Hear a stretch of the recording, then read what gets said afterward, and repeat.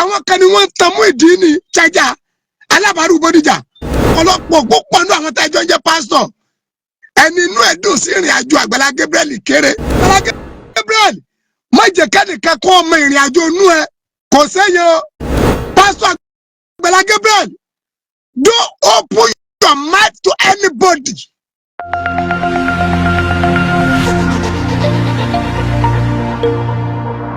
Kọ́dọ̀dọ̀ Pásítọ̀ Àgbàlá Gabriel lórí ọ̀rọ̀ òun àti Muyideen Charger alábàárù Bódìjà. Mẹ́sẹ̀jì mi lélẹ́yìí. Ànẹ́sù àjìyẹ́sùn èèyàn pọ̀ gé èèyàn pẹ́já o. Ènìyàn ọ̀dẹ̀ sí sáwọ̀ bí ẹ̀gúsí. Pastor Gabriel, don't talk with anybody on behalf of this issue. Message mi fún Àgbàlá Gabriel nìyẹn. Má invite Àgbàlá Gabriel. Má invite kẹ́nìkan kan kò fẹ́ interview ẹ. Pastor Àgbàlá Gabriel, ẹ má gba ẹnìkankan láàyè láti kò fẹ́ interview. Ẹ má gba ẹnìkankan láàyè pé ń bo lọ̀rọ̀ dé dúró. Lẹ́yìn àwọn tẹ́ ẹ mọ̀ pé ẹ̀jẹ̀ ju aláṣìírí ọ̀rọ̀ kọ̀kọ̀ tí wọ́n jí olóríire yẹn bíi Mr. Kehinde Àgbàlá Gabriel. Èèyàn bẹnu èèyàn, ẹ̀mí bẹnu ẹ̀mí, bí kúlé ọ̀bá dẹ̀ pa ní tòdí ò lè pààyàn. Àwọn kan ni wọ́n ń tan Muyideen Charger alábàárù Bódìjà. Àwọn tí wọ́n ń tàn náà kò gbọ́dọ̀ burúburú. Ká má rí nínú àwọn tí ẹ jẹ́ ẹ̀fọ́rọ́mẹ́tì Àgbàlá Gabriel nínú wọn. Inú èèyàn tó burú jù, a rí nínú ẹlòmíì tó jọ ọmọ ìjọ, tó jí onílara. A rí nínú ẹlòmíì tó jẹ́ ẹ̀fọ́rọ́mẹ́tì, tó jí onílara. Irú àwọn èèyàn yìí, wọ́n lè súnmọ́ Àgbàlá Gabriel láti fẹ́ gbọ́ tẹnu ẹ̀.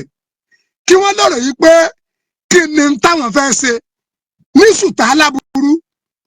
Àmọ́ kullama awqadu nara lil ardi atfa'ahu Allah. Gbogbo gbàtẹ́ bá ń konú ogun àṣì Olúwa àṣì Olódùmarè ọmọ panínà ọlá àpọ̀lá Al-Qur'an. Àgbàlá Gabriel, ẹ má àlẹ́ ẹnìkankan láti interview yín. Bẹ́ẹ̀ bá pè lórí fóònù Àgbàlá Gabriel, ẹ mọ̀rú mẹ́sẹ̀jì tẹ́ jù sẹ́ni tó pè lórí fóònù. Èsì àbí yóò tọ̀ ń rìkọ́dù àbí ó rìkọ́dù alámù. Bẹ́ẹ̀ bá ń sọ̀rọ̀ ní WhatsApp Àgbàlá Gabriel, ẹ mọ̀rú bẹ́ẹ̀ ṣe reply rẹ̀ torí pé ènìyàn ló burú jù, ènìyàn nìkà, ènìyàn ló dájú, ènìyàn ló lè, ènìyàn ló dalẹ̀. Àwọn amọ̀nisẹ́ pọ̀ nú ènìyàn, afàìmọ̀nisẹ́ ní pọ̀ nú ènìyàn, àṣẹnibánidárò pọ̀ nú ènìyàn, aládùúgbò burú pọ̀ nú ènìyàn, ọ̀rẹ́ ọlọ́run pọ̀ nú ènìyàn. Olúwa máa kọ́ wa máa ṣe. Mẹ́sẹ̀jì mi ni ẹ fún Àgbàlá, ẹ jẹ́ bá mi sí program yìí, ẹ jẹ́ kó gún fẹ́ra. Gbogbo ẹ̀yin blọ́ọ̀gì ẹ bá mi gbé. Àgbàlá Gabriel, má jẹ́ kẹ́nìkan kọ́ ọmọ ìrìn àjò inú ẹ kò sẹ́yìn o. Yorùbá máa sọ pé ní rẹ má kò léèyàn. Àmì ètèmi mọ̀ ní pé olódodo ò ní ṣubú sípò kà. Bákan náà gbogbo ẹ̀yin èèyàn mi, wàláhì àwọn ọlọ́pàá sọ 11 wọ́n ń ṣe aláburú o.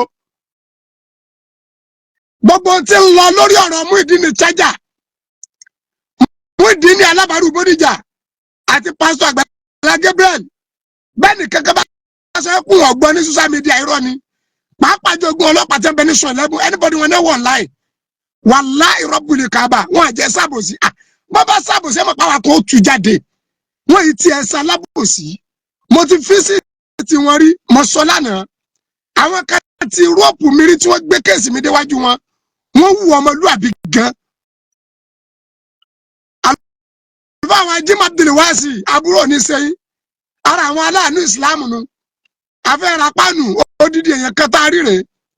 Pásítọ̀ Àgbàlá Gabriel, don't open your mouth to anybody. Don't open your mouth to anybody. Don't open your mouth to anybody. Ńlá àyàfi àwọn tẹ́ ẹ jọ rí òru ara yín àti bu ara yín. starting from Kehinde Agbala Gabriel, because he stand full for you. But can pẹ̀lú ọ̀sẹ̀ gan lórí phone Pastor Agbala Gabriel even on behalf of Christianity torí mo wà wọ́ndà yìí pé ọ̀pọ̀lọpọ̀ wọn pátá àríire bánijẹ́ ni wọ́n. Ọ̀pọ̀lọpọ̀ púpọ̀ nínú àwọn tẹ́jọ́ ń jẹ́ pásítọ̀ ẹni inú ẹ̀ dùn sí ìrìn àjò Agbala Gabriel kéré. Àwọn kan inú wọn dùn o kódà ọ̀pọ̀ ń pè mí lábí aṣọ. Àmọ́ yóò máa rí fún oníkálukú gẹ́gẹ́ bí ìwà rẹ̀. Agbala Gabriel onítọ̀ òun gbọ́dọ̀ jà o onítọ̀ òun gbọ́dọ̀ jà o ẹni Ọlọ́run bá bẹ̀ lẹ́yìn fún onítọ̀ òun gbọ́dọ̀ jà o. Agbala Gabriel ẹ máa bá ṣe ti lọ máa ṣàánú lọ kódà tí Agbala Gabriel bá wà live ẹ má jẹ́ kí ọ̀rọ̀ Muyideen nìkan kó jáde lórí program yìí.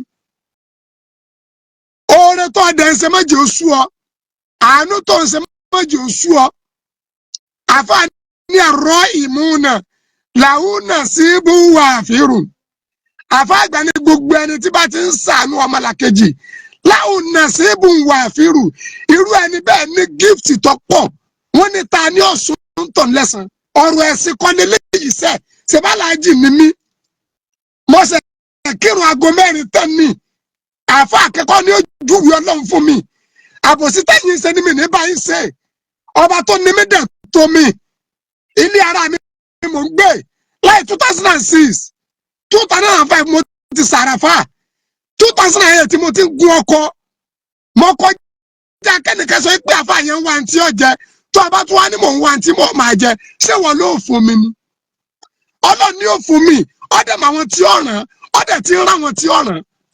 What is your problem?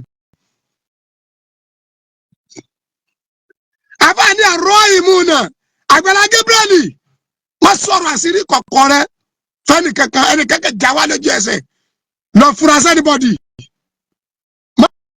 Májọ sọ̀rọ̀ àwọn di mímíkì.